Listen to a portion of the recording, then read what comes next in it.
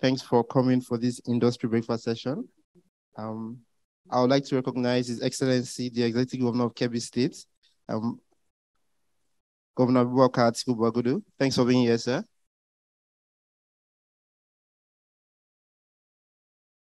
I would like to recognize other distinguished guests here with us. Thank you so much for honoring us. We put together this session and it's been tagged The Future of Food Sustainability and Nutrition Security in Nigeria. You must admit, with the recent happenings in the country, especially with the flood challenges, the rising price of inputs, this has become a very urgent topic. And today I would like to introduce the chairman of the session, who will be giving his opening remarks. We're very honored to have in our presence the Group Managing Director of the Flour Mills of Nigeria. Please come over, sir. Thanks so much, sir.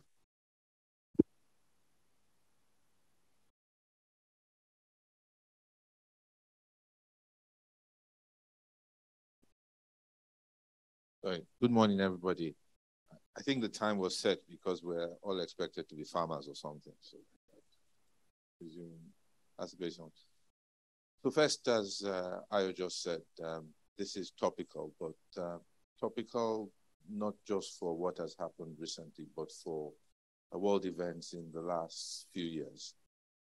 We saw the impact of COVID, first of all, on the world economies. And we saw that COVID actually led to a significant disruption in supply chain across the world. And one of the things that the disruption in the supply chain led to were countries becoming far more insular in terms of how they dealt with products and in particular commodities. So the disruption made it difficult for people to move goods, but also meant countries started looking, first of all, in order to be able to satisfy their needs. This disruption from COVID was further exacerbated by, in recent times, the Russia-Ukraine war, which caused a significant disruption, particularly amongst, in terms of grains and fertilizer. And once again, the answer for a lot of countries that are commodity exporters around the world was to start looking internally and looking to shore up domestic supply rather than exports. What does this mean for us? We as a country have consistently over the last few years been a great importer of food.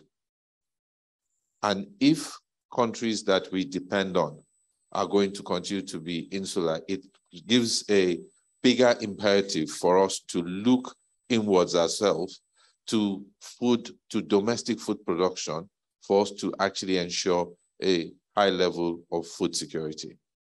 Now, last few years, Nigeria has done great things in terms of, in particular, two products, maize and rice. And yet, MBS stats will tell you that over this 5-year period for that has just happened, Nigeria's food imports grew by 41%. So that's a big challenge, right? On the one hand, where we think we're doing well in terms of domestic production, yet we continue to see rising food imports.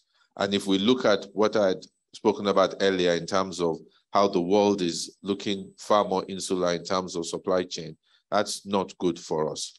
So it's imperative that we start looking significantly at what we can do to actually ensure enough domestic production for food security. Allied to the need for enough domestic production is also that we've seen with what has happened in Russia, Ukraine, a significant increase in commodity prices. It's coming down now, but that increase, which allied to our imports, our continued high imports of products, means that for Nigerians who actually rely on food that's produced here, prices have gone up pretty dramatically. The effect of that has been a significant crunch for people whose wages have not gone up, which means that there are people who are effectively now taking 1 to 2 meals a day rather than their traditional 3 meals in order to be able to utilize or to manage their purchasing power. It therefore becomes imperative for those of us who are also involved in domestic food production to look significantly at the nutrition content of the food that we produce. If we realize that we are effectively giving people 1 to 2 meals a day, those meals, based on affordability, not just have to be filling from a hunger point of view, but also have to be nutritious from an ability for us to give people the level of vitamin support that is required. Country, once again, has looked at vitamin fortification, and we at FMN are part of that project. But this is just one step in the things that we need to do to ensure that as we create whatever domestic production, as we drive affordability for food that's produced locally, that we're able to add a high level of nutritious content, a high level of innovation, in order to be able to ensure that Nigerians actually get much better value from the products they're getting. So in the context of, in particular, those two things, with potentially an African continental free trade agreement coming into play that will lead to open borders, I would like to believe that our discussions today will be driven around how is it that we can, A, maximize domestic production. And the key thing that we should be looking at, in my view, would be how do we drive, in particular, yield up? Because yields in Nigeria across most of the products, or most of the commodities that we have, are still very low. And there's a significant opportunity just by improving the yield curve. And two, how do we ensure that for domestic production as well, we're able to, through innovation, through various programs, ensure that we use the domestic produced foods to ensure we get the right type of nutritious content into the hands of consumers. So I'll leave that to Ayaz to how the tables would be divided. And I'm sure that with the caliber and quality of people that are sitting down, there will be a lovely debate, and we should have some good discussions later on as to how we think we can improve food security in Nigeria. Thank you very much.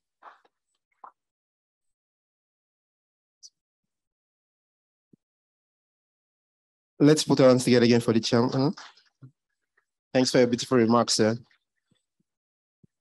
So I'll just run through a bit around how this session is going to go. Do you mind sharing the briefing paper?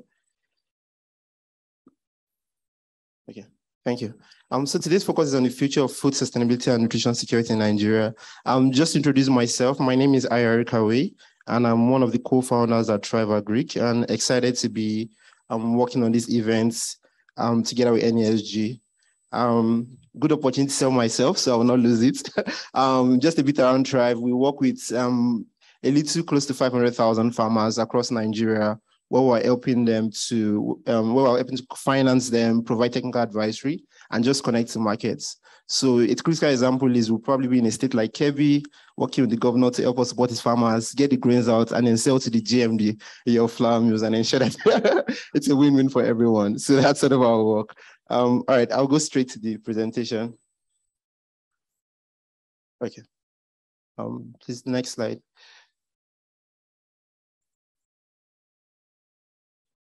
All right. So just going through quickly, right? Just in view of the unpredictability in oil prices and all the macroeconomic implications, including the war in Ukraine, the flood challenges, there is definitely a blaring call to shore up the Nigerian economy. And this particularly through local and independent measures that we can't control by ourselves. And one of the answers we've seen to that is, sorry, go to slide 3. And one of the answers we definitely have to that is a thriving agricultural industry. And that's the reason why we're here, to discuss and to come up with solutions to how do we achieve that. Today, budgetary allocation to the agricultural industry from 2013 to 2019 is about 2%. And yet agriculture contributes an average 22% to the Nigerian economy. And we still remain the largest employer of labor in Nigeria. Contribute about 30% of the entire labor workforce works in the agricultural industry today. And then it shows that there's definitely abundant and untapped historical data to what agriculture can do in the country and how we can drive a prosperous Nigeria. However, despite potential for desperately needed value addition, this emerging industry remains unprioritized and constrained by many challenges. It is imperative of us that deliberate efforts are made by relevant stakeholders to resolve and remove such stumbling blocks, thereby unlocking the great wealth and economic equilibrium for shared prosperity repressed within the Nigerian agriculture industry. And that's one of the reasons we're here. So just going a bit into what's the objectives of this breakfast session today. The first will be we want to deep dive into widespread issues undermining the agricultural sector, particularly based on the current macroeconomic instability, infrastructure deficit, and weak economic competitiveness of the country. Our second objective is to jointly articulate clear and concrete recommendations around each thematic area for the government to consider in developing its strategy for the sector over the next 4 years. And our last objective is to generate increased advocacy for the implementation of outcomes and sustainable transformation of the agriculture industry. And so we'll be splitting into tables of 5, where we would have a discussion leader per table, and to come up with different topics. And the idea is every table will answer a question. So I'll just go to the 5 tables, and then you choose what table interests you, and then we'll split up. All right, so the first table is answering the question, securing adequate investment and fundraising for agribusinesses. And the discussion leader for that is the interim coordinator of the Nigerian Commodity Exchange, Mr. Iwa Elewo. Do you mind lifting your hands if you're here? Okay, all right. Hopefully, joins before my session is over. It's usually early. But the critical questions we'll discuss in this table is, how do we create more local and global visibility and attractiveness for investment in the agricultural sector? The second would be, by way of policies and infrastructure, what other sustainable ways can the Nigerian government ensure availability of funds for the agricultural sector? So for participants in this table, these are the questions you will answer for us. And the idea is, at the end of the day, someone from the table or the table leader is going to give a summary that we're all then going to document. The second table is access to finance, and the discussion leader for that is the Vice President of Operations at Thrive Agric, Oshane Anave. Do you mind lifting your hands if you're here? So you find him if you want to be in table 2. And the critical questions we would answer is, how do we subsidize the rising cost of farming inputs and running capital-intensive agribusinesses to reduce the subsequent impact on food prices? And the second question will be, how do we improve financing opportunities for smallholder farmers despite the cultural, literacy, and language barriers? The third table will be on flooding and broader climate change challenges. And I would say this is definitely a very important table. And our discussion leader for that will be Mr. Ayola Fatano, who is the Director of Agric Insurance Leadway. I understand he's represented today. If you are representing him, you mind lifting your hand? So just see from Leadway. Okay, we'll find him before the end also. And then the questions we'll answer in this table is, what preventive measures can we put in place to mitigate the increasing effects of flooding and other climate issues on the agriculture industry? And the second question we'll answer would be, how do we improve penetration, awareness, and acceptance of insurance, as well as creation of premiums effective for investment in the agriculture industry? All right. And our fourth table today would be, okay, all right, sorry, they're asking me to just, let me move forward a bit. Is it better? All right, awesome. Okay, and the fourth table would be on supply chain gaps, weakened exploitation and forest generation opportunities. And is going to be by the MD of Saro Agro Allied, Mr. Ujo Senepati. And the critical questions we'll be answering here is, how do we optimize the last mile in the supply chain, which is farm gate to consumer? Move some more. All right. All right, no worries. And the critical questions we'll be discussing is, the first is, how do we optimize the last mile in the supply chain, which is farm gate to consumer, and derive maximum value from opportunities for forest generation? And the second is, how do we regulate the commodity markets to curtail induced volatility and scarcity? And table 5 would be on gender, youth, and technology in agriculture. And that would be by my good friend, Dana Mayaki, who is co-founder and CEO of AgriArc. Dana, do you mind lifting your hands? All right, so that's Dana. So you find everyone to be in table 5. And the critical questions we'll be discussing is first, how do we create a balance among genders and encourage youth involvement in present-day agriculture beyond actual farming? And beyond actual farming and including actual farming, so both of them together. Number 2, how can we promote the use of innovation and technology, including AI, mechanization, precision farming, software apps, etc., in driving transformation in the agriculture sector? So we would have roughly about, just give me a second. So every table will have roughly about 50 minutes. And the idea is we're able to deep dive into these questions and come up with answers. And then we'll have feedback just right after. So I want table leaders to just stand up again and lift their hands. So we have 5 table leaders, and they can just take position in each table.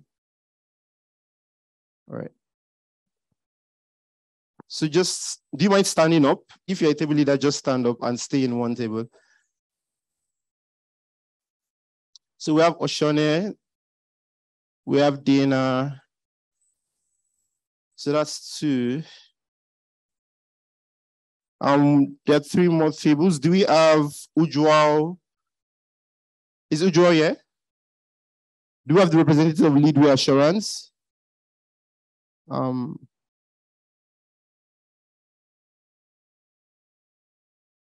Do we have Mr. Iwa Elonwo of NCX here? All right. So I think I'll choose the 5 tables and then I'll appoint a discussion leader per table. So maybe that'll be more effective, just in case the leaders are in here. So I'll choose the 5 tables and appoint a discussion leader per table. So just moving around. So we'd have this as table 1. Table 1. We'd have this as table 1. Apologies. Table 1. This is table 2. Table 2. This is table 3. This is table 4. And where Dana is table 5. So everyone with Dana table 5. So I'll go again. Yeah. I'll repeat the topics again. What is 1, 2, 3, 4? Then Dana is 5. All right. I'll quickly go through the topics per table. So the first is on securing adequate investment and fundraising for agribusinesses. The second is on access to finance. That's table 2, which is this. Table 3 is on flooding and broader climate change challenges. That's table 2. That's table 2, access to finance. And then the 4th is on supply chain gaps, weakened exploitation, and forex generation opportunities. So the person sharing the slide, just go through the 5 tables, just so people consistently know what table is which.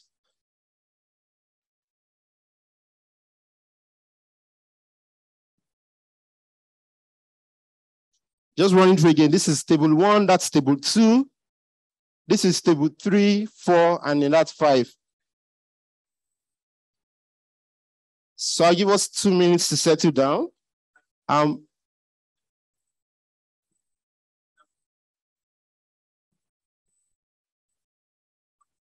If any table is full, just go to the next. I promise you all the sessions are interesting.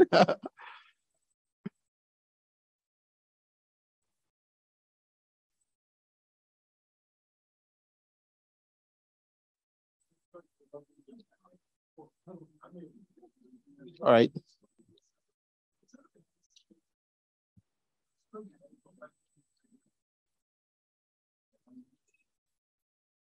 Okay. Just checking to be sure everyone has a table. So we have 1, 2. This is table 3. This is table 3. If you're not in 1 to 5, you're in 3. So if you're not in 1 to 5, you're in 3. So please just have a seat. That's table 5. Right. Please, can we ensure everyone is seated, just so we know what table is occupied? Can we ensure everyone is seated, please?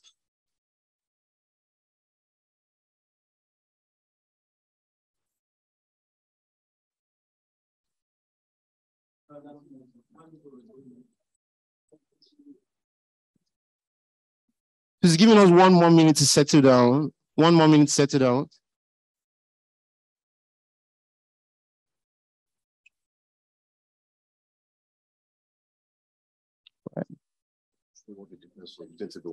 So I think number 2 is more focused on like how it gets to the farmer. Number 1 is how it gets to the agribusinesses. Oh, yeah. And then come back in. Okay, so I'll just give like 5 minutes for that. Before starting.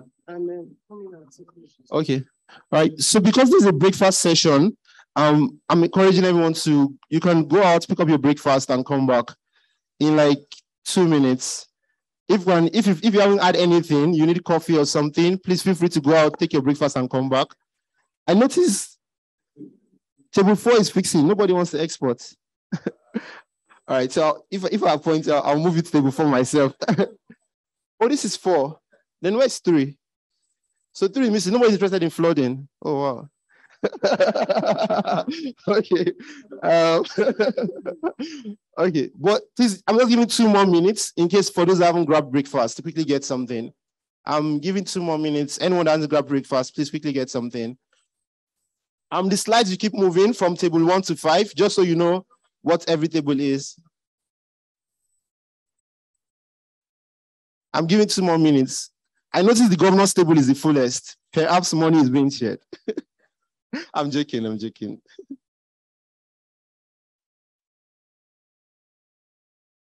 Yeah, the right table. I think I'm going to sit beside the governor too.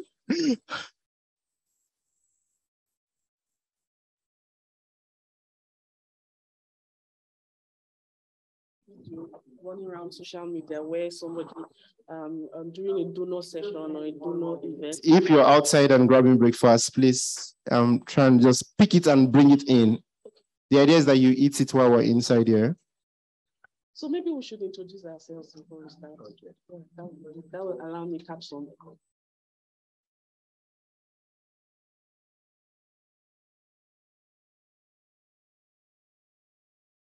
Slides again. Let's go to slide 1. Oh, sure. Okay. All right. Sorry. Okay. All right. So slide 1. So the members of table 1 can just write out the questions. If you're in table 1, please take note of the questions. I'm giving 30 seconds for this. Then we'll move on to the next table. If you're in table 1, please take the questions down for table 1. So now we're technology investment over 7 years, and in Nigeria maybe it's over 1 year. Then just there you have a competitive problem. So I would like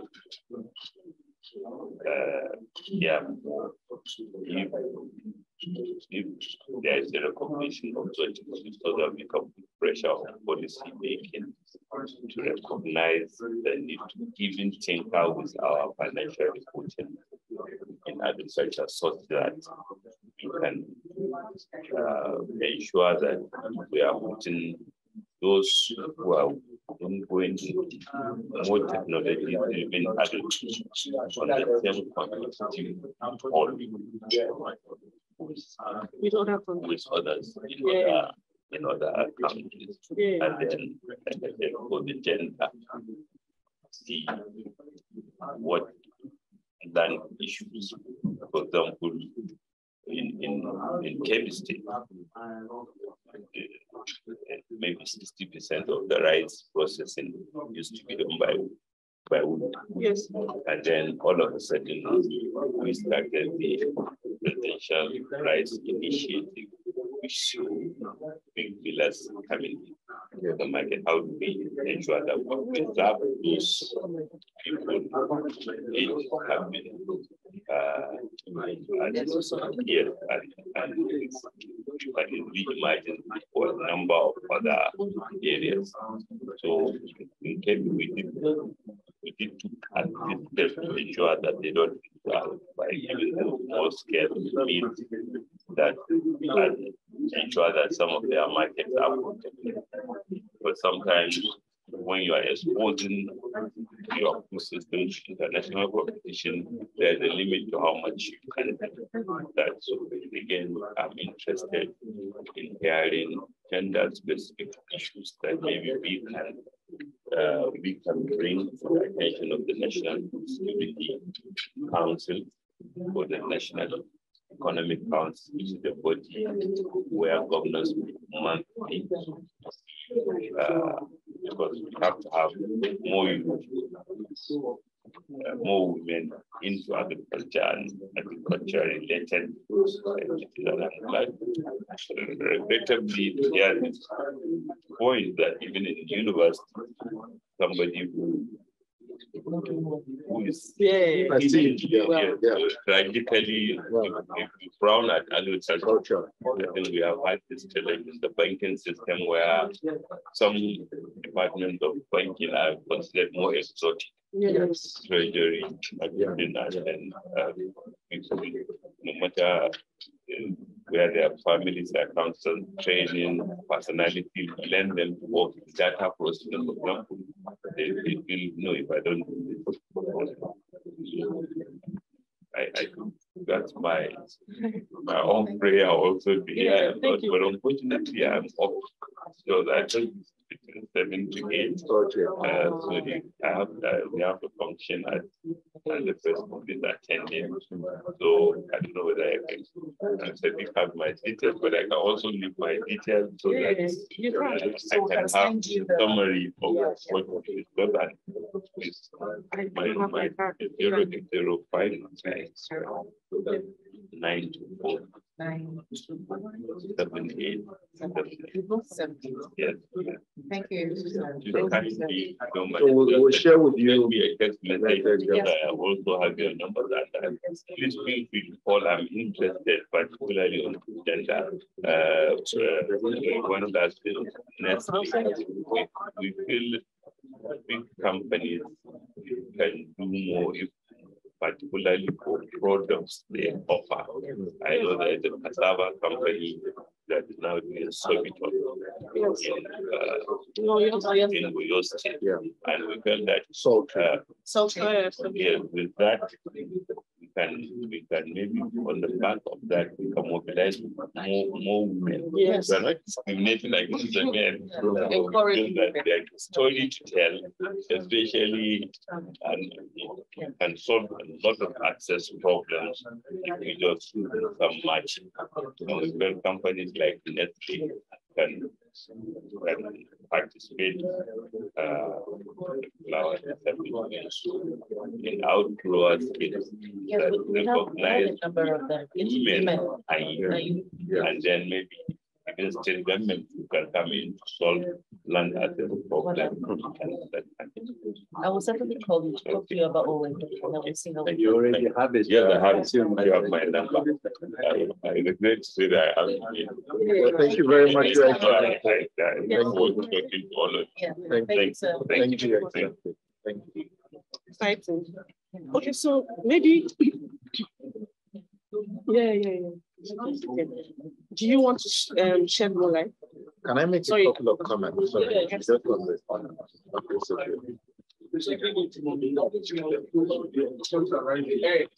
Yeah. Similarly, we need to do it similarly.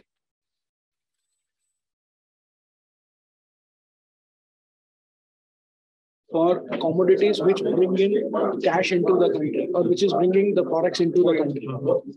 So we need to formalize that. Number two, people who are exporting it out, like recently there has been some facilities given by CBN for people who are exporting it, some benefits and all that. So it has to be segregated commodity wise. That is very important. Another thing is that these commodities should be considered, like today, if you talk of maize, rice, and to an extent soybeans, they are really treated as crops in Nigeria. End to end, they are treated as crops. Like from upstream, midstream, downstream of the value chain, everybody participates in that.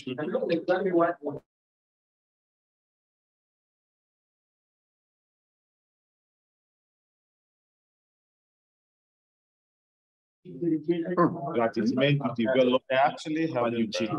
Now that money has been Yes, and we know what has happened in the cassava value chain. There hasn't been any significant development. We are still stuck with producing gari and we are not doing stuff at all. We are not maximizing that value.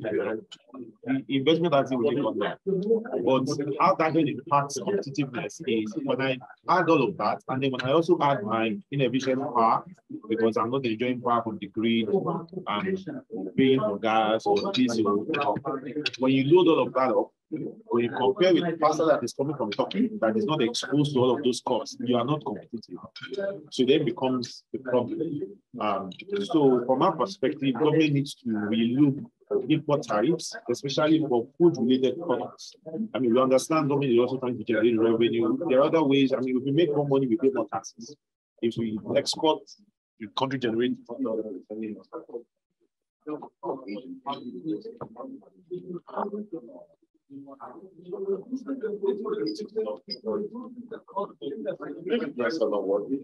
do to make it work? I'm not saying that's itself, but the idea behind how do we de-risk in a way that is effective? Because I don't believe that. I mean, I don't know. You play in this space more than we just talk. We are the ones doing the stuff. Is NESG actually delivering for the farmers that you work with? Do they even know about that? So do they subscribe to that? One question. The second question is risk still an issue when you go beyond production? I mean, risk is an issue for any form of business, but the kind of risk we're talking about, the risk of climate failure or whatever. But when you take product from a party and you go and source, what are the additional risks that are there that make people still not invest in infrastructure for storage, or logistics for transport, cold chain transport, other things like this, which if the farm is not working, there will be fish. If there's no fish, there will be other things. There are ways of the business models that will ensure that these things work. But people are still not investing sufficiently, so we don't have the capacity. Yeah, what is the reason for that? So I don't know.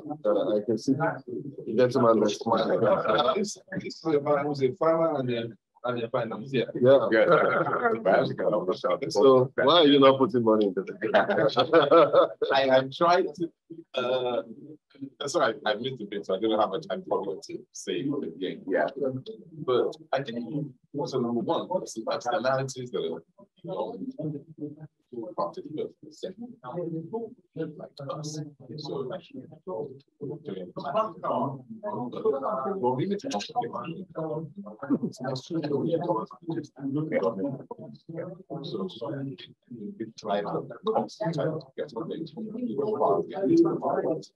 which I think it's not from the second. Infrastructure. We just acquired but it's terrible. So I'm factoring extra costs in terms of logistics and damage to there's no power. So we have power planning the operation.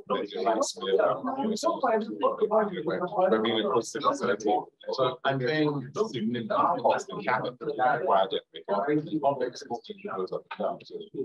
So those variables are very, very significant. So whatever the case, I would need to make so local where I am.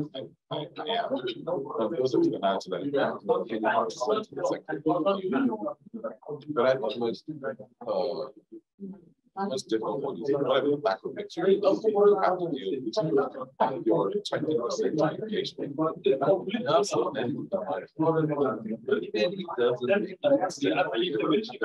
I need to pay that kind of debt? So I need and long-term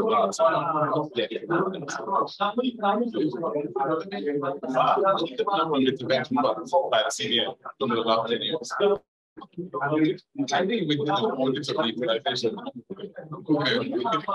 So I think allocation of resources, asset allocation, is the one issue. I think can be dealt with to some extent outside so I think those kind of externalities not really control anymore. Outside flour mills. You can't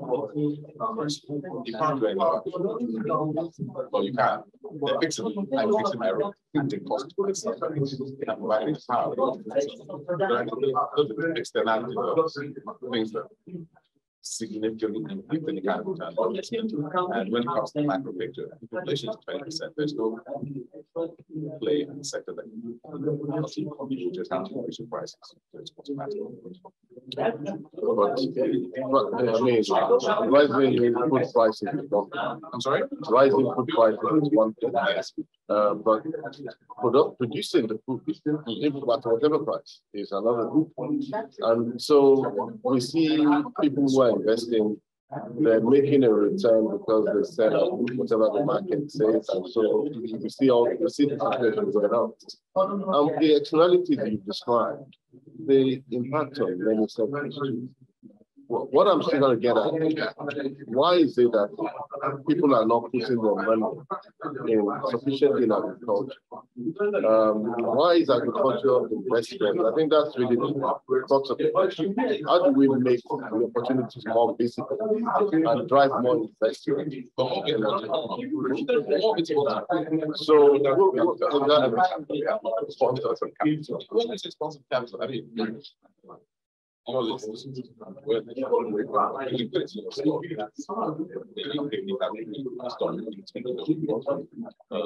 but I think most primarily on the listening side, no one believes that I just talk about it. No one believes in stock market outside the street investors, most startups. Retail investors it's not practice. Remove any retail investment space. It's not pension funds or insurance companies. What do you do? Outside my cousins and family, what that guy doing? They're buying stock. I don't think that now. Stick to the big players. Don't that's what I'm saying. On the debt side, unless we are just and giving it back to the lender at 20% interest rates, which it doesn't really make any sense unless you make a return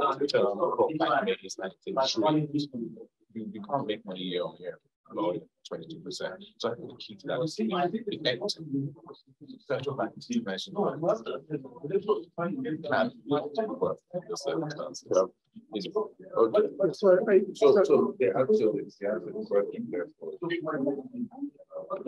it is visible, and it's just that the returns are such that it's returns are indeterminate. So the answer is, I mean, I'm not just paraphrasing. Yeah, the answer is it's not that it's not visible. It's not that it's not visible. It's macro conditions, total cost of ownership, and therefore potential returns make it a very difficult calculus to look at, because you ask the question of all those macro conditions exist in other sectors, right? But the returns that you get. So if you're in a business that's going to be 53% EBITDA, that example. Hey, if somebody, if my costs are taken, you can double how much. One specific thing. To Nigeria today, I want to establish tractor.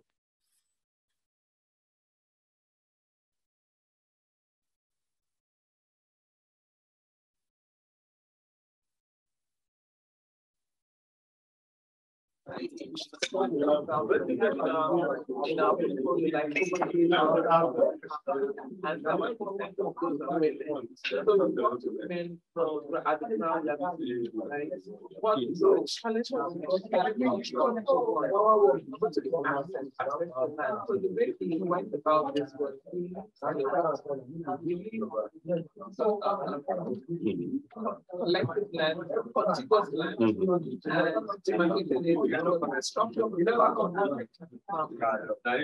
and so we're going to provide them similar to the Abraham program. So I was like, all the they supported them for and then they go and explain the planted and so when and also part of it, not just women in that program, just be able to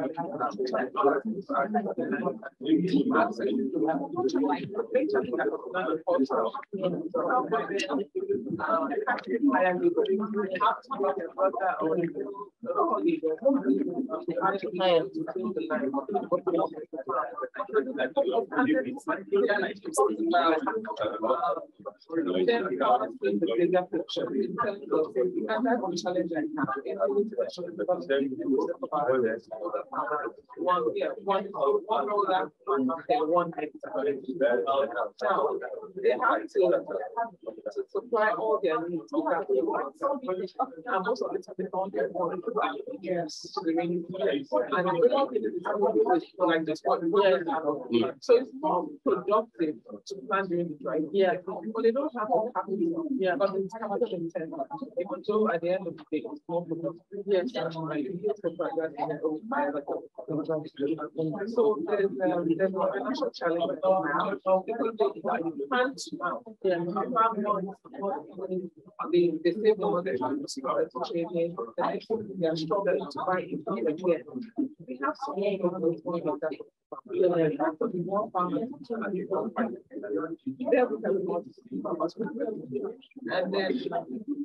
for training, we have developed the way it's structured is training, identify educated women that in farming train them, and they go and actually many leaders to corporate heads in the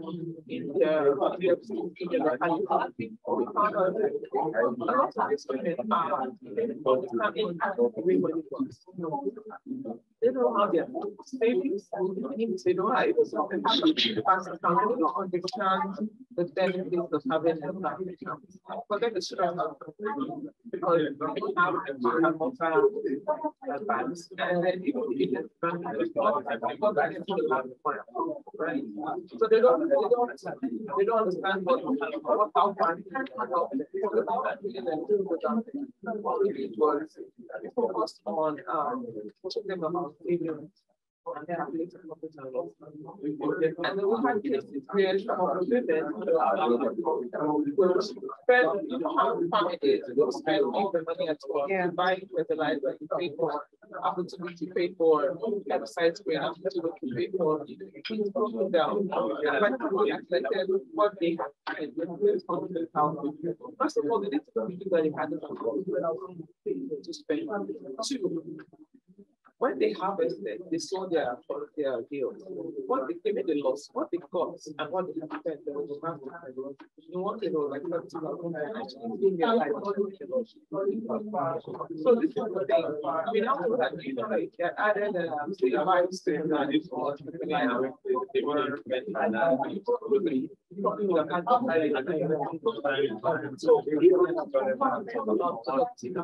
it comes down to knowledge, knowledge. They understand that they put in the Bible,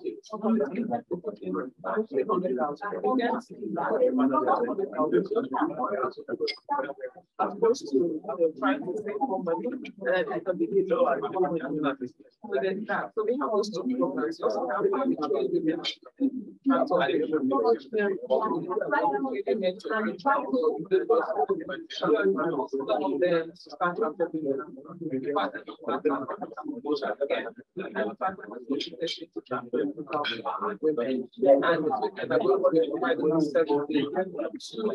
mostly women farmers, because that's where they have harrowing, hire the labor to do it. Especially that so they will have a network of women transport service providers who can provide the service to them. And then so that's how we people that care agriculture. People that the human company that works with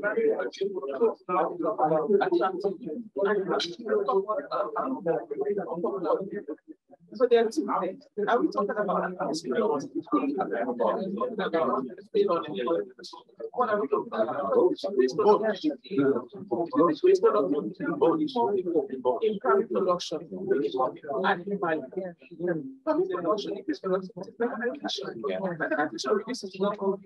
so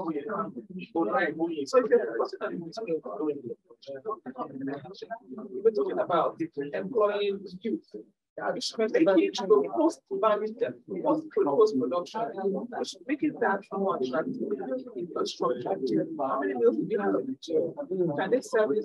Well, there was a case in that we have noted Hi everyone, we have 10 minutes more. So let's begin to write down the answers to our questions. Let's just begin to write down the answers. We have 10 minutes more.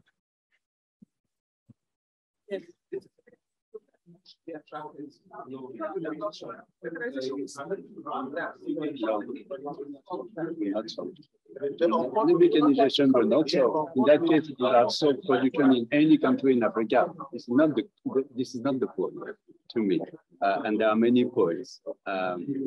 Something you said, and this gentleman yesterday said something else, telling us that we need to increase to double the production of food by 2025, just to feed the country. It's a big, coming from 20 million tons to 40. We need not only mechanization, we need also people working more on agri. And you told us that how much is the portion of land that is not cropped in the country. So you know what I mean? You need both. You need productivity and increase in production by numbers. And by numbers, you'll need more people working on agriculture. I think there is something that there is something that nobody says, but you are all talking about the same thing: education, and even literacy when it comes to women. As you said, they are on the bottom of the pyramid. That's one of the reasons why. If you want to train people adequately, you need first a basic education level to be reached before you can get them on top of the top. And in education, vocational training in terms of agri is key. Vocational training. You need these people to get the right techniques just to do better. They know how to farm traditionally, but you need to train them. And as regards climate change issues as well, you need also to give them the right techniques to adapt. You were mentioning whether we should crop within the rainy season or the dry season. All this comes with new techniques, and they need to be advanced to that. And that's a key element in this country to train those people, making sure that in the curricula they have some climate change adaptation techniques so that they can basically adapt.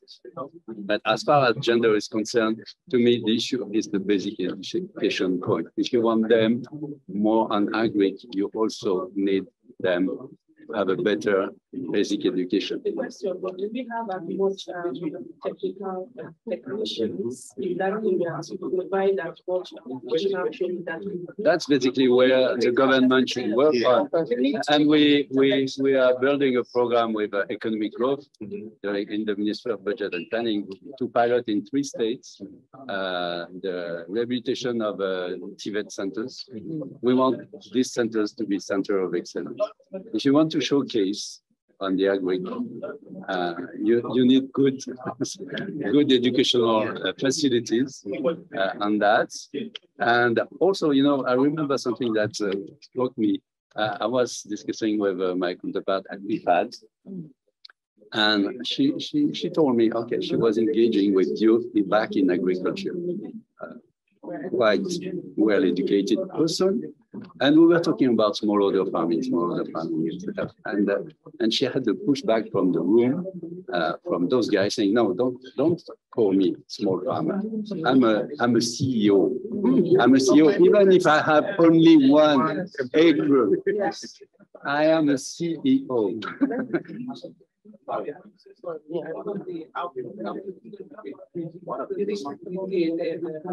When we were trying to produce feed in Adamawa, we partnered with IIT so they should train the farmers. And one of the things I remember saying just way back to what they said was, it's not addressing farmers. They are partners. They are busy. No, exactly. Okay, you already mentioned what I wanted to say. The basic educating rural area is the people living in the rural area are their major source of income and also their major source of livelihood. So if we are able to grab them young and make agriculture interesting to them outside the fact that they are doing it for livelihood and for income. Most persons are into farming from childhood, especially those in the rural area, but their aim is to get money and become doctors, lawyers, and not agriculture. But if we can bring in some exciting techniques like quiz, scholarships from the basic education down to high school, and then before they go to university, you find out that from childhood, from 6 years, they will find that they will see that agriculture is a profession and not just the suffering aspect. They are to suffer to just to eat. Despite the fact that some of them invest and they don't even yield income. So if we can bring enticing and exciting competitive, educative competitions in agriculture, right from the basic education, where they do competitions in agriculture. If it means giving them handbooks on agriculture, they study, and you too that is coming to educate them. If you tell them that I am in agriculture, is my profession, and I am a CEO, just as he said, and I'm doing well, you find out that they will pick up agriculture right from childhood.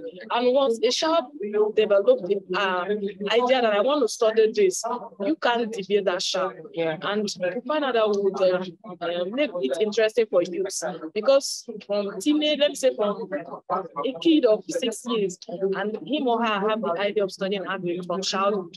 Once you come up to be a teenager and a youth, there's no way you discourage that child, especially when everything is available. So the major point to me, making it interesting for the youth is the rural area, where their source of income is agriculture.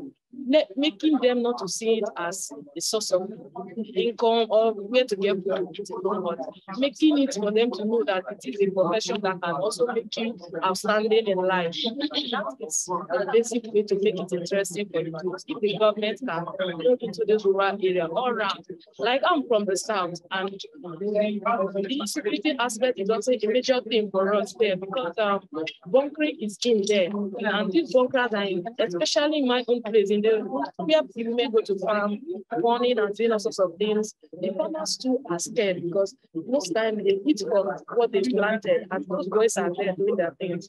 They kill goats, they can come pluck their okra, their cassava, and to swim with. And when you come, your maize that you come to harvest no longer there. And rivers surrounds that area. If the government can provide the means of transportation for these military men, the labor officers, they can always go into supervise and surveillance and help them too, because they are discouraged. And when they are discouraged, the children too are also discouraged. They see that agric is like this, so I don't want to do agric, because if I do into agric, I'll end up tilling the ground, and then I don't want to do agric. So I feel something should be done in terms of hardware should be done, because when you say technology, people tend to think of substitution because of the kind of environment If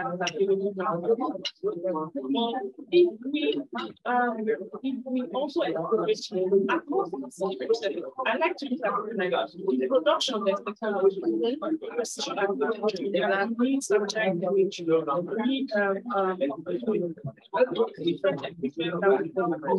the farmers family. Now the question is, how do the farmer assess those so that it makes life easier? And that's why we're talking about grassroots penetration. So on that level, there are so many devices, sprayers that are available, and we can innovate around it. And even our physics harassment is so we have 2 minutes more. We have 2 minutes more after which the discussion leaders and anyone else in your topic can share answers to the questions. They are seeing it. They are not seeing it. In the rural area, they are seeing it. They'll be like, I woman is doing this. I want to do this again. Exactly. And then education is education. They don't do Greek because they choose it. This is basically the only way they can see their livelihood. So once they start liking it as child, they will now choose agriculture as a profession when they go. Then those persons that find themselves today, now just as you said, maybe I want to study medicine, I didn't meet up, they threw me to agri. I don't like, it's quite all right, I don't like agri. And then the profession is enticing. I can just love it. Especially not when I graduate and I don't have a job. I see my mates that studied medicine doing well. I'll be so discouraged. And the next thing I want to abandon it and go back to it. So I think that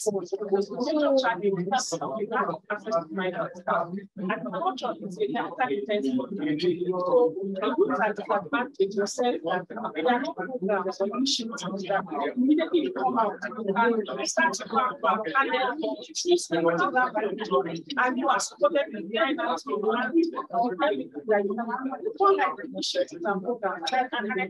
can design those things so that there is prestige in the actual profession. It's really not, there's no prestige, honestly. And I want to say one more thing. Access to land. Let me say, like, there's some people that actually have the farmland, but distance from where they reside to the land is far. Transportation is another thing that brought short. When you find out that if I till the ground much, transporting my products to where I can sell them because they're going to be far, they wouldn't want to. The interest will also die. So we need transportation. Too many things to say. There is a land, but how do I go there? Some need boats. How do I access them? Some are battling, they struggle and all the rest. So I think transportation is another thing. Provide solutions for every step. It is possible. Exactly. It's possible. People that do that is not. If I love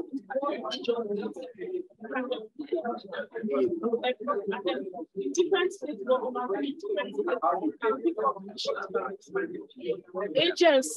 agencies to play a lot of role. Like in my states, agriculture, what Shell and Ajib does for those that are in agriculture extension, because they know that people don't like animal and all the rest. They brought a plan. Your CGPA is up to 3.5.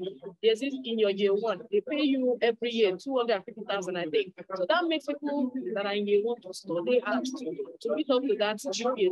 And if you graduate properly, they also absorb you. So I think if such agencies can also bring in such exciting things in the academics and right from the basic down to high school, so it will help a lot to no.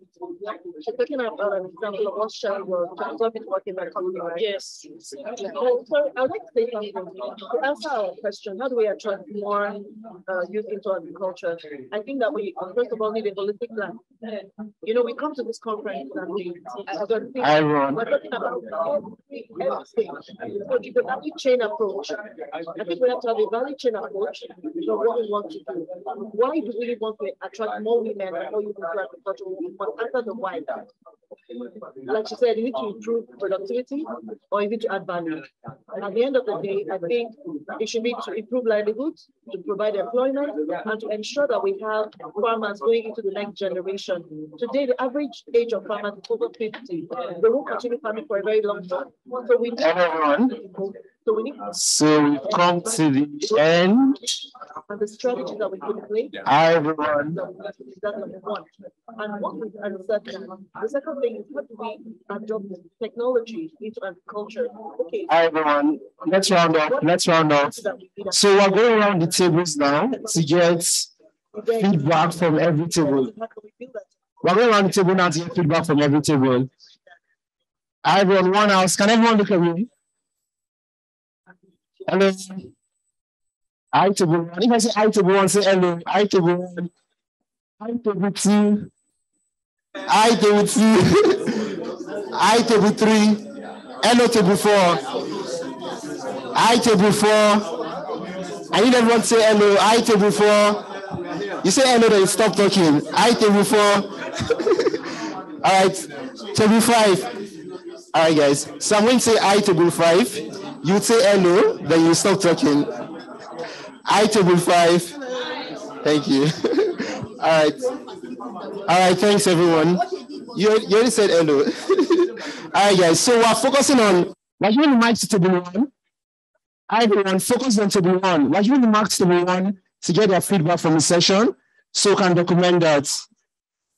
Hi, everyone. Please focus on table one. Focus on table one. Yes, sir. Focus on table one. All right. This weekend. All right. And when you can introduce yourself, then just go ahead. Good morning, everyone. All the time. Farmers in Nigeria PLC. Hello. Okay. Two sub-themes. One, how do we create more local and global visibility for the agri space so that we can pull more investment capital into it? Do I have everyone's attention?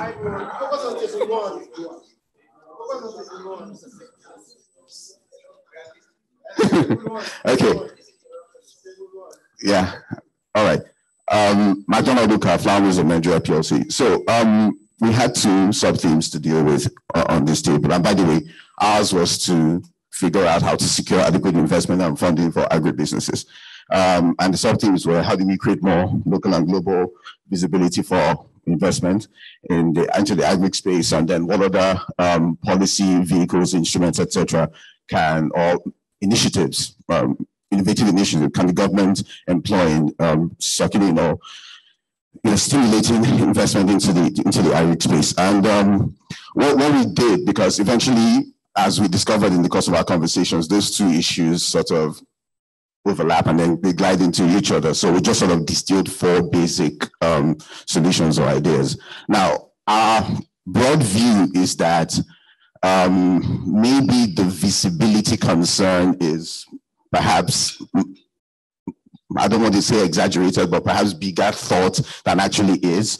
And so, but to the extent that there is a visibility problem at all, I think that the way we address that is to evolve our thinking on what agribusiness means, so that it's not just concern about primary production and farming, etc., but also to look across the value chain, and also perhaps get more interested in the interesting things that are already happening there. The fact that some capital is already going into that place, and then establish a baseline for how we scale what's happening there up. And why do we need to do that? Because a lot of the new innovation that's happening in the agri space and Thrive Agric, etc., represents that is focused on addressing some of many of those problems that we see on the primary production side. So we get more capital in there, that tends to improve our chances of driving up productivity, etc.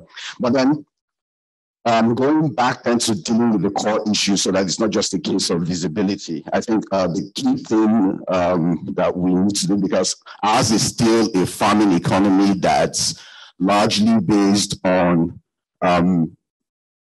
smallholder farming, right? Smallholder farming, and not a lot of large corporate farm estates or corporate-driven farm estates. And so the key thing is, how do we make the economics of farming work for these smallholder farmers? I think that's the key thing. We have all of the challenges that we have that are sector specific, but we also have a macro environment that just makes agribusinesses even more challenging, and perhaps in a peculiar, if not unique way, vis-a-vis other major sectors.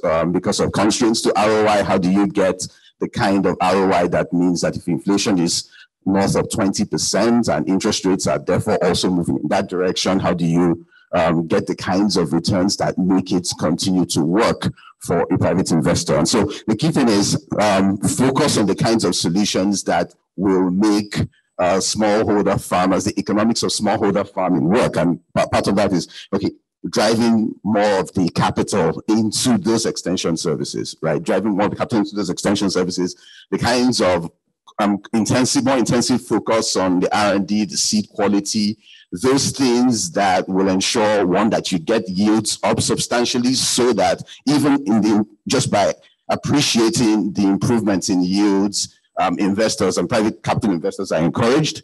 Beyond that, once farmers are able to improve the quality of what they do, and we can see that they have improved the quality of what they do, this is the benefit of having good extension services.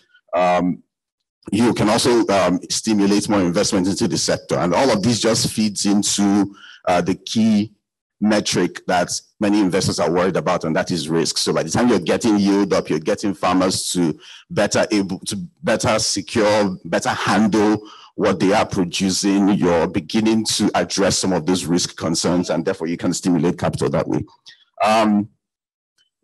Against the backdrop of the macro environment that we have identified as being problematic, and our general thinking was that that macro environment is much more inhibiting of debt capital sources as opposed to equity, which one might say has a longer ROI horizon, etc. So it's more about thinking more about the kinds of investment vehicles, framework structures that can motivate those who are more inspired, or those who are much more amenable to equity investment, to put more of their capital into the agri space, essentially, and the agri space and the entire agro ecosystem, food production space. And then just to harp on the final theme, which is about really what the government can do, just this idea that came up at the end of it, and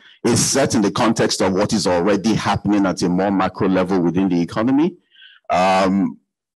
Some of the players, the private sector players around the table, were concerned about the beginning with the rural infrastructure deficiencies that mean that whatever you even get out of the farm in the first place gets to get to the marketplace in the where it should. Essentially, how do you put it in the conditions that better guarantee that they will get, that what you're producing would actually get to the end user, to you know, remember, we're talking nutrition, we're talking you know, hunger, solving hunger and nutrition problems. So how do you do that?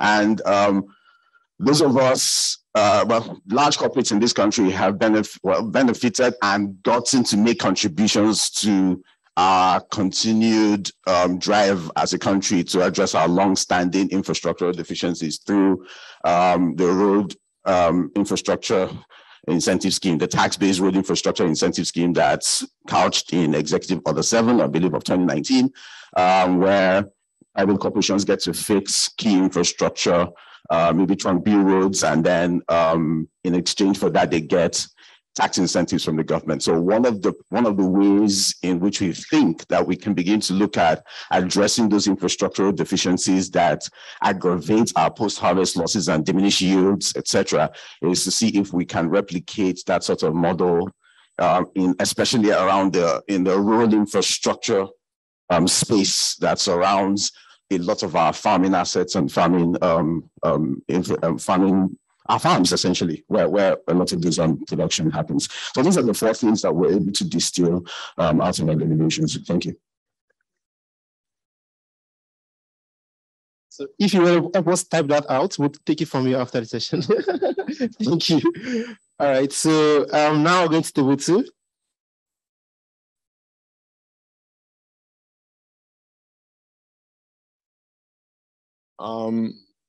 Morning again, everyone. So from table 2, we're discussing access to finance, and we took it from 2 lenses or 2 questions, essentially. The first one is, how do we subsidize the rising cost of farming inputs, right? I think everyone can relate already here how much inputs were in 2021 and how much inputs are today. And there are many factors, I guess, maybe sometimes beyond the control in the Nigerian context locally, but I mean, inputs are rising and it's affecting food production at the end of the day. So we just looked at it also, how does this affect the running capital as well? So what we can do to really subsidize it, right? The first thing we looked at, right, was, I mean, the low-hanging fruit. So the first thing is, at least inputs are rising. Can I even get the required or desired optimum output to say that I've gotten a lot of, or, you know, just like in line with what he said, you know, the output that is desired for me to be able to, you know, make, you know, the best yield or to make the best return on investment, first of all. So the first thing is to get the farmers, get people in agriculture to understand that, you know, the application of, you know, these practices around, you know, the agronomy, around things to do to be able to get very good yields, very good outputs, can help, first of all, at least address that issue. So if inputs are rising and of course you're still getting maybe just, you know, bare minimum on your yields, it gets to a point it doesn't really add up again. So that's the first thing we looked at. Second thing is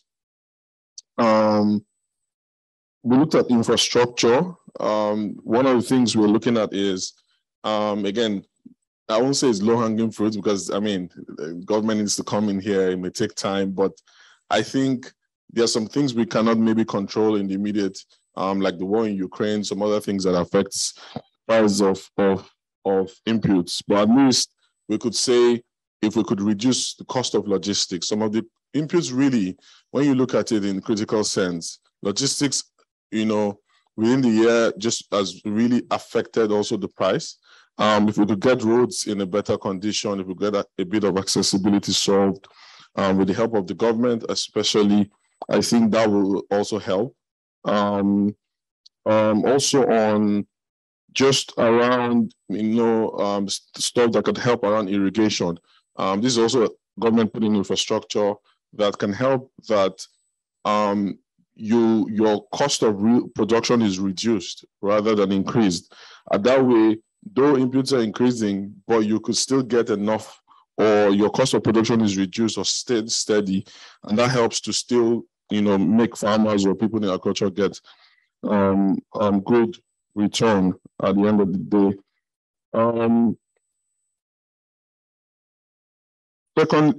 Thirdly is around inputs, right?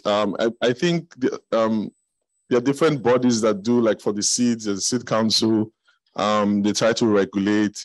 Also, there are stuff around fertilizers, you know, giving access to people that can blend and all that. But one of the things we've seen is, I think inputs are just almost like, especially fertilizers, you see, you know, prices moving up, and there's really some trader somewhere can just say, okay, because of scarcity, I want to sell my fertilizer at 30,000, and nobody does anything. And what happens is that before you know it, everybody hears prices starts to rise. Because sometimes I notice where maybe if you take a urea, for example, the price at the manufacturing plant is still at a certain level, but prices start to, you know, increase drastically because sometimes just rumors.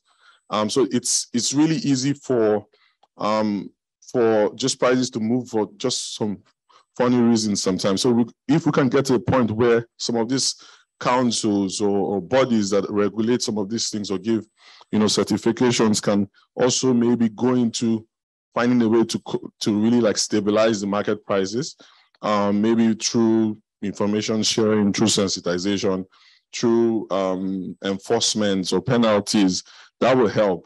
Though people argue and say it's business, right? But I mean, I think there's a way to maybe balance it. We may not have all the answers now, but something we could look into. Another one is around the cost of funds. I think, I mean, if the cost of production is really, really high, and the money you need to, you know, to be able to raise to do business in the sector is that high, it definitely has a way of, discouraging anyone that wants to go into it. So when inputs are rising, it's important that as it rises, at least it gets to a point where if I get money to do it, the return on investment is not that tasking for me to be able to not be able to survive or thrive in the business. Again, lastly on it is security. I think cost of inputs is also sort of just the way logistics is tied to it. Security can also be tied to it, where insecurity, as we all know, increased. And obviously there's some areas that within the last mile environment, you get those inputs into those locations.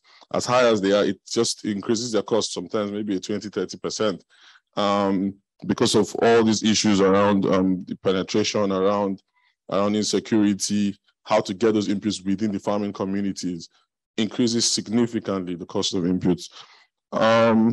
Second question was around, okay, sorry. I actually did insurance as well, so my time should, yeah.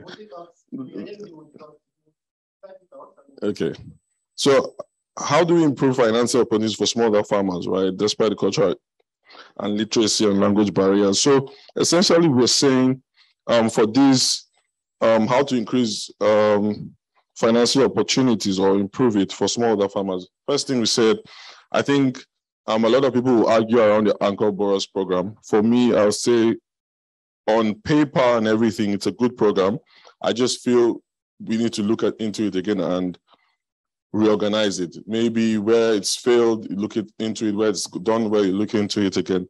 I think that program essentially helps to subsidize a lot of financing that could come into that sector to work with farmers. I think it can be reorganized in a certain way that it can work.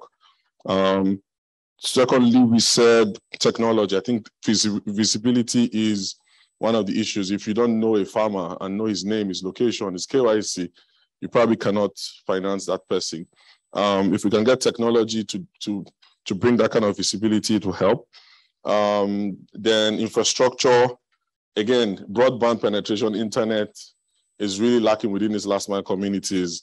And technology really rides on the wings of internet. It helps to be able to bring that visibility that is needed.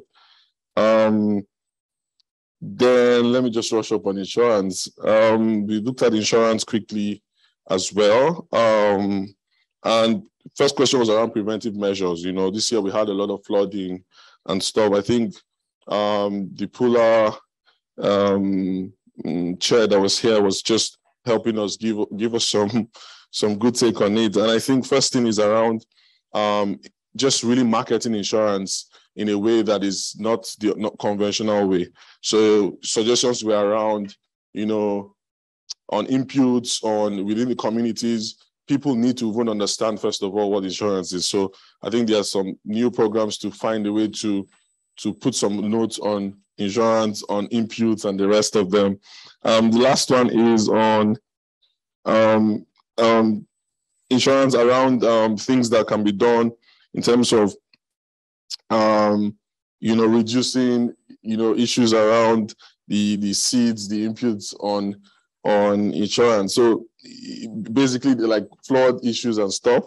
And I think we said things around bringing varieties of seeds that are let's say climate smart or resistant to some of flooding or droughts and stuff like that. Well, I think that's it. Thank you.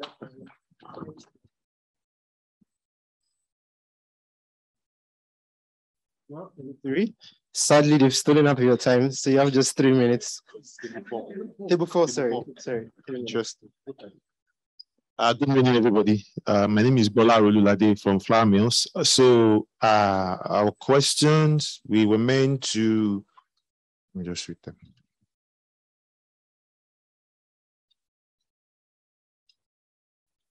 Okay, what preventive measures, please, can you put the question on the screen? Question 4. Table 4. Next slide. Okay.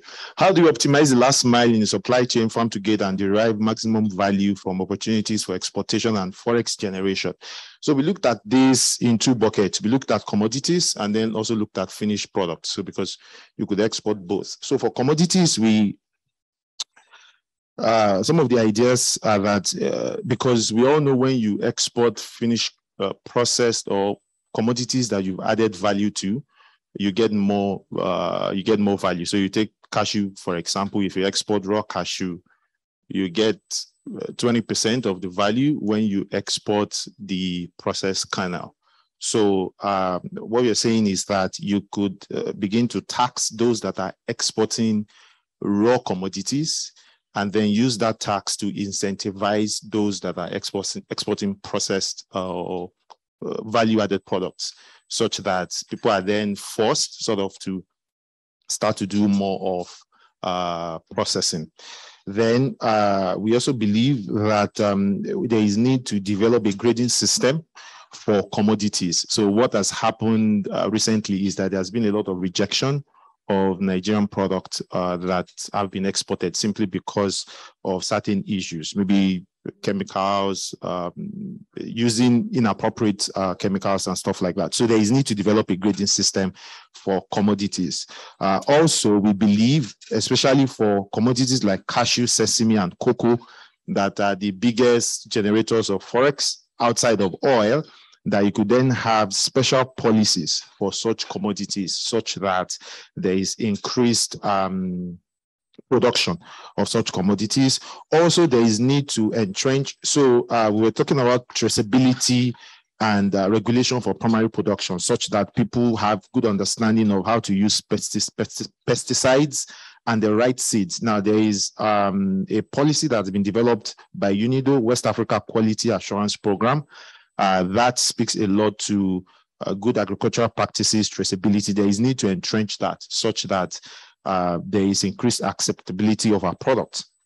Now, and then also we believe that if we incentivize off-takers in the value development, the value chain development, such that off-takers then help to train the farmers on good agricultural practices, that will then also improve the quality of the product. So that's on the commodity side. Now, on the finished goods side, the biggest challenge to exporting Nigerian products today is that they are not competitive export-wise. And I will give you an interesting statistic. As at 2015, Nigeria was exporting $40 million worth of pasta to Ghana. 2020, all of that volumes have been replaced by Turkish pasta, simply because Turkish pasta is cheaper than Nigerian pasta. A couple of things have affected Nigerian pasta: inefficient tariffs for importation, and then also our perennial issues of infrastructure, power, now transportation logistics due to high prices of diesel. That has also been added. So there is need to review the import tariff system, especially when it comes to food. Now, in the light of the EFCFTA, so it's not just even exporting, even to be able to compete internally when EFCFTA then comes into full force, because you then have situations where people bring in products that have not been subject to such taxes, and then the Nigerian products could then become uncompetitive internally and also externally. So that's that on generating forex. Now, speaking to addressing volatility and scarcity of agricultural commodities. So there was an idea that was mooted. 30 seconds. There was an idea that was mooted some time ago, a minimum support price for commodities. We feel we need to go back to that to ensure that at least farmers have a sense that there's a guaranteed price that I would make when I sell my products. Also, there is need to have standardized exchange and trading platforms that would, and then also you can't speak about volatility and scarcity without talking about post-harvest losses. So we need to address issues with respect to post-harvest losses, clustering primary production facilities around growers. And also there is need to have a lot of interaction between players in the value chain. And so there's a body, Stored Products Research Institute, that they've done a lot of work on how you can store agricultural produce. So there needs to be interaction, and people need to understand what is available. Also, I mean, the straightforward one is to increase the grain storage capacity of the country. Capacity is about 1.3 million metric tons for 200 million people. We are not scratching the surface. Thank you very much. Thanks. And then lastly, improve packaging methods. Thank you. Thank you so much. Thank you so much. Let's put all together for him. And now we have the last table, table 5. Thank you very much. Good morning, everybody. Thank you, Ayo, for the opportunity to lead this session. We had a very interesting session on gender, youth, and technology in agriculture. Is very important because this addresses the workforce.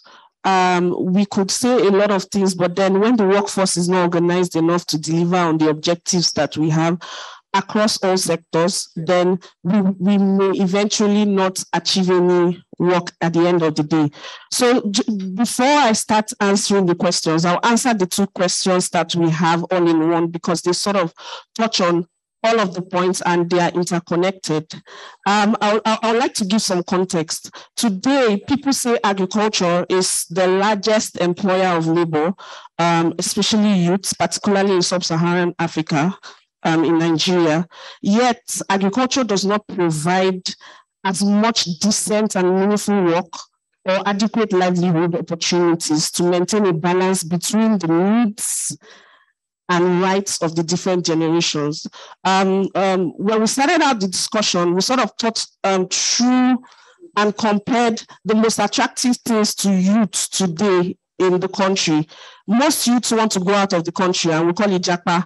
So can we compare the opportunities that we have in the agricultural sector today to the opportunities that they have when they leave the country? The answer is no. And that's because there's a lack of awareness. And then there are poor initiatives and programs around this. I know a lot of organizations like the USAID, Alluvia, AFD, NESG, and Flour Mills and other organizations are doing a lot of work, but there's still so much work to be done.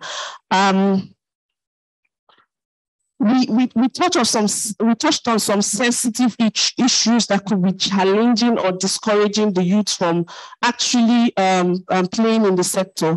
One of them is that, for instance, I'll give an instance of when I was in school.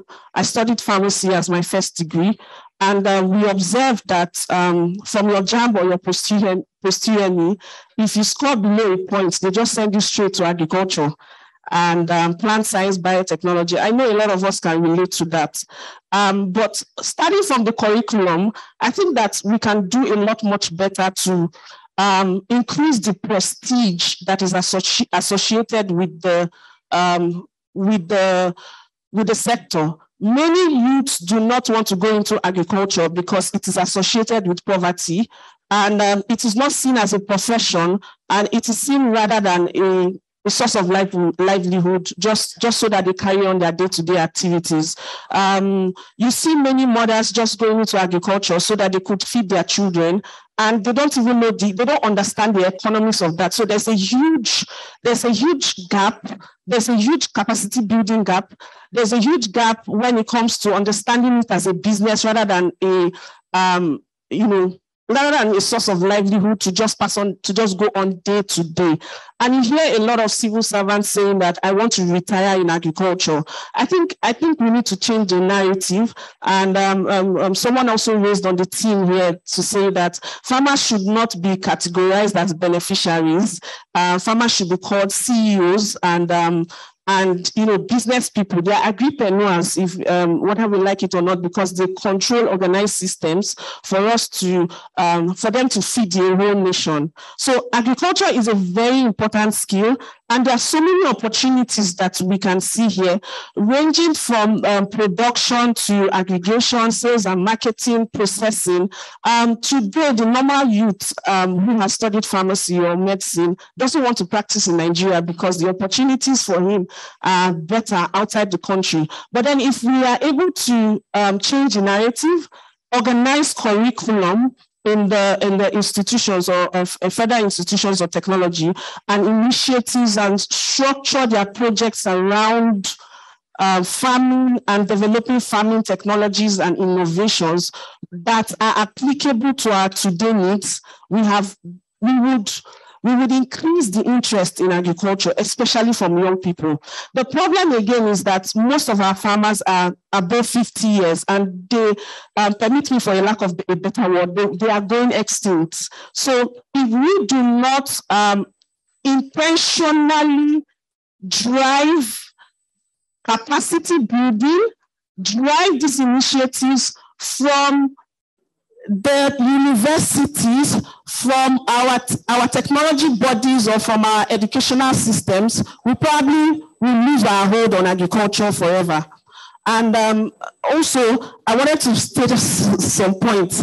So how do we do all of these things? We have thought of a holistic plan, thinking end to end across all of the different challenges and coming up with a plan that can address these challenges and make it more attractive for use.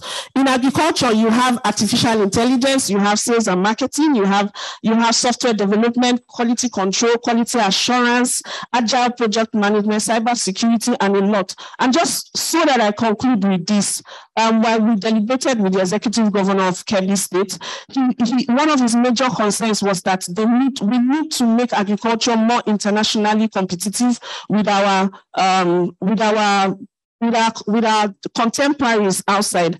And what we said is that it goes beyond agriculture. Agriculture touches on every field. So we can specialize in health in agriculture, energy in agriculture, security in agriculture, technology in agriculture, construction and finance and banking, and also physics and mechanical studies. Thank you very much.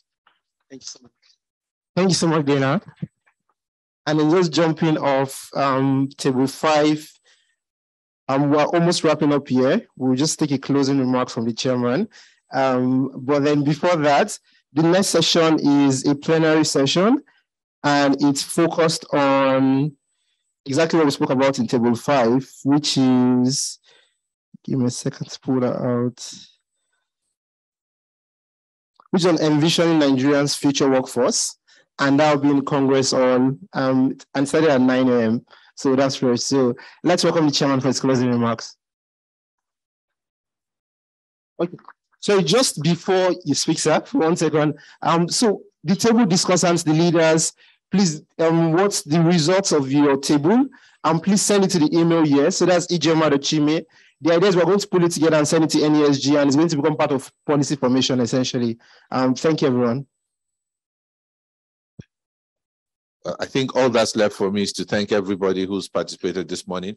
It is a major talking point and a major area of focus for us as Nigerians, that ultimately, without food security, we will continue to have significant security issues around the country. So it's a core element of what we need to fix. So I'd like to thank everybody for the discourse. I think the key thing now is, what do we do with the points that have been raised, and how do we get those points to be part of the solution that we need to find? But once again, thank you very much, everybody. All right, thank you, everyone. Feel free to network, exchange cards, but more importantly, make the next session at 9 a.m. All right, thanks, everyone.